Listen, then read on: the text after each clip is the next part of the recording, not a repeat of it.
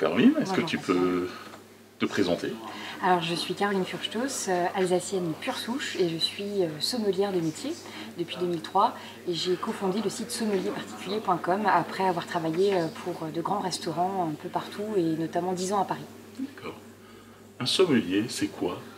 Un sommelier, c'est une personne qui est passionnée par le vin. Souvent, on fait un peu l'amalgame avec œnologue, sommelier, on nous appelle souvent des œnologues.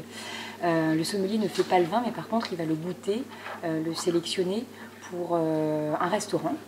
Et il va ensuite le proposer sur la carte des vins. Et un sommelier, c'est quelqu'un qui est à l'écoute de son client, donc qui va essayer de trouver le meilleur vin pour la personne en fonction de ses goûts et en fonction de l'environnement, c'est-à-dire des plats servis dans un restaurant. Et quel sera finalement ce rôle de sommelier dans le cadre de la foire au vin, puisqu'on va en arriver à ça? Oui, alors il y a plusieurs sommeliers qui interviennent chaque année. Cette année, j'ai vraiment le plaisir de participer pour 2 manifestations. Les sommeliers vont être là pour faire cette alliance entre les chefs, la gastronomie et le vin. C'est quand même la foire au vin d'Alsace, donc sur les vins d'Alsace bien sûr. Et puis il y a les concerts, la partie culturelle, divertissement, mais un très très beau programme autour des vins et donc les sommeliers qui font le lien entre les deux. Tu feras la première soirée qui est donc le 26 août à... 26 juillet. 26 juillet, pardon. Gravera. Ouais, le 26, 19h30 normalement, c'est ça, hein, je crois. C'est ça. Donc il reste encore des places, c'est le moment ou jamais, quoi. C'est ça, il reste encore quelques places. Bien sûr, c'est une dégustation en nombre de places limité pour qu'on soit à l'aise dans une salle climatisée. Donc si c'est une journée de forte chaleur, vous pourrez vous désaltérer et découvrir pas mal de vins. Donc le programme, c'est 8 vins à déguster. Donc j'ai décidé de faire un petit tour de la région avec... il y aura uniquement des vins blancs pour la dégustation, des bulles, donc 2 créments qui sont assez différents pour commencer. Je ne dévoile pas tout le programme non plus, donc je laisse un petit peu le mystère.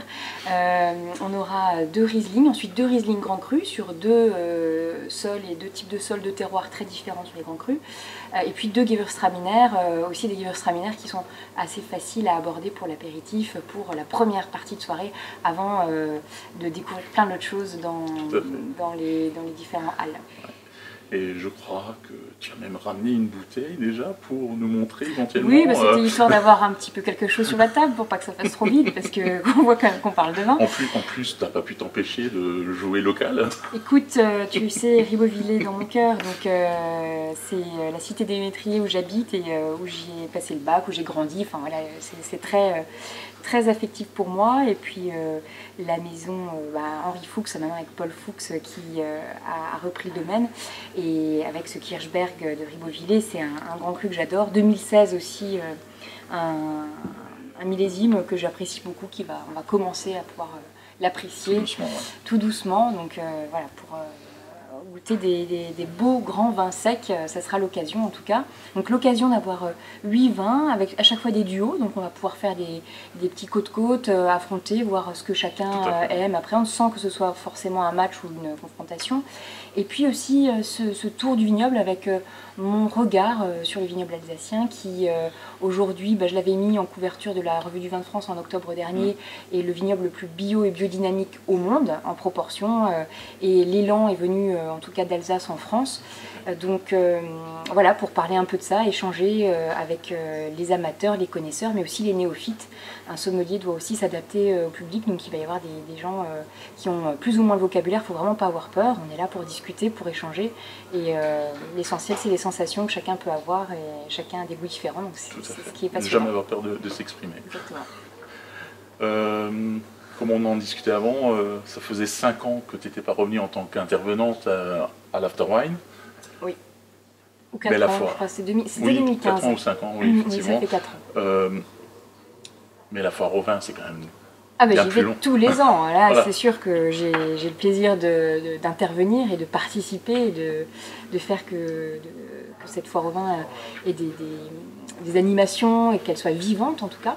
Donc c'est vraiment un plaisir. Moi, j'y vais chaque année depuis très très longtemps. Pour les concerts, et puis c'est un peu là-bas aussi quand on me demande toujours d'où vient ma passion du vin, quand je suis, ça peut être à l'autre bout du monde, à Paris, les clients Et bien moi, tout simplement, ma réponse, c'est ma région. C'est l'Alsace qui m'a donné cette envie de me lancer dans ce métier, dans le vin, parce qu'on a la chance d'avoir une région très chaleureuse, très accueillante, gastronomiquement, au niveau des vins, de la complexité, c'est assez rare. Et donc, la foire au vin, forcément, il participe tous les ans d'avoir un événement comme ça, en plus avec des grandes stars internationales qui viennent tous les soirs. Là, c'est pour le côté festif pour les oreilles. On a tous les autres sens qui sont en éveil, et puis là, pour les oreilles, en plus, on a les concerts. Donc, et puis j'ai participé aussi, j'ai travaillé pour Marc Offer au Glace Alsa, quand j'étais étudiante, il y a bien longtemps de ça, il y a 15-20 ans. Ça permet aussi aux jeunes de se faire un peu d'argent de poche l'été. Et puis j'avais travaillé aussi sur le stand Wolf-Berger en 2003, je me rappelle, c'était pendant la canicule. Et on avait eu bien chaud, donc c'était une foire au vin assez dure, les allées étaient assez vides la journée, mais le soir par contre c'était assez chaud. Toi qui connais bien la foire au vin et qui aime cet endroit, qu'est-ce que tu réponds aux détracteurs de la foire au vin qui finalement estiment qu'elle n'a de vin que le nom? Je les invite à aller voir déjà le programme de cette année. On a quand même Jean-Robert Pitz qui vient tout fin juillet, un matin, faire une conférence. Bon, comme un professeur à la Sorbonne qui nous parle de l'avenir des vins d'Alsace avec des possibilités d'export en Asie. Il voyage très souvent en Asie. On a aussi Gabriel qui est neurophysicien, qui va nous parler du Crédit Agricole, qui va nous parler de quels sont les facteurs qui peuvent influencer nos goûts et notre dégustation de vin. On a tous les jours des événements avec la confrérie, et puis surtout cette année on va avoir un très beau stand de 200 mètres carrés, je n'ai pas encore vu, je suis impatiente d'être à la semaine prochaine, du CIVA, donc, qui est un peu la représentation des 3 grandes familles en Alsace. Avec 320, ça contient grand cru. C'est énorme, donc ils vont être là tout le temps. Donc, il y a de quoi faire. Bon, d'accord, il y a peut-être de grands stands et peut-être que les créments très dosés ont vu un peu le jour là-bas. Et pour les amateurs de vin vraiment qui aiment que les grands vins, etc., c'est peut-être dur à comprendre. En tout cas, ce que je vois, c'est qu'aujourd'hui, les gens boivent plutôt du crément que d'autres choses. Et il faut trouver toujours le positif dans tout. C'est ça. Donc moi, je le trouve. Et je trouve que là, franchement, le programme... énormément de choses à faire, donc c'est vraiment une vraie foire au vin, quoi. C'est clair. On va passer maintenant à un souvenir, une année en particulier, une photo, une anecdote. Alors très personnel, sur cette anecdote, c'est la petite photo. Je te la montre? Bien sûr. Alors voilà, c'est la photo de Mathieu, donc mon compagnon et moi-même. En 2015, donc c'est l'année où j'avais été aussi j'avais fait les animations et donc je traînais pas mal à la foire, et donc cette photo où le photomaton a été mis en place pour la première fois, donc on s'est vraiment amusé et pour montrer que la foire, on se prend pas la tête non plus, c'est pas décalé, et puis donc c'était début août 2015 et puis le 4 mai 2016 notre fils Maxime est né. Voilà. On ne demandera pas plus. Non, mais bon, faut voir le calcul. Voilà, c'est ça. Vite fait, donc la foire au vin, en tout cas, en 2015, a changé notre vie, donc la photo est là pour en témoigner. Tout à fait, ouais, c'est clair. Une dernière question avant de finir. Allez, si tu étais un grand cru, tu serais lequel et pourquoi? Souvent le cœur balance. Ça, c'est très dur comme question. Je reviens désolé à Ribeauvillé, c'est le grand cru que je vois de la fenêtre de mon salon. Ouais, donc je sais. Sur le côté, on voit bien le Geisberg, qui est vraiment un petit joyau. Il n'y a que 4 propriétaires sur ce grand cru, avec à chaque fois 4 styles différents.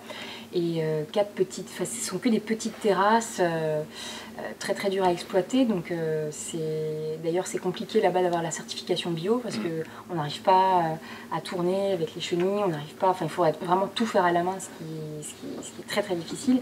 Mais en tout cas, sur les grandes années, le Geisberg, c'est vraiment un grand vin de garde. Et c'est ça en fait un grand cru, c'est la complexité, mais aussi ce potentiel de garde énorme. Et là sur le Geisberg, on l'a.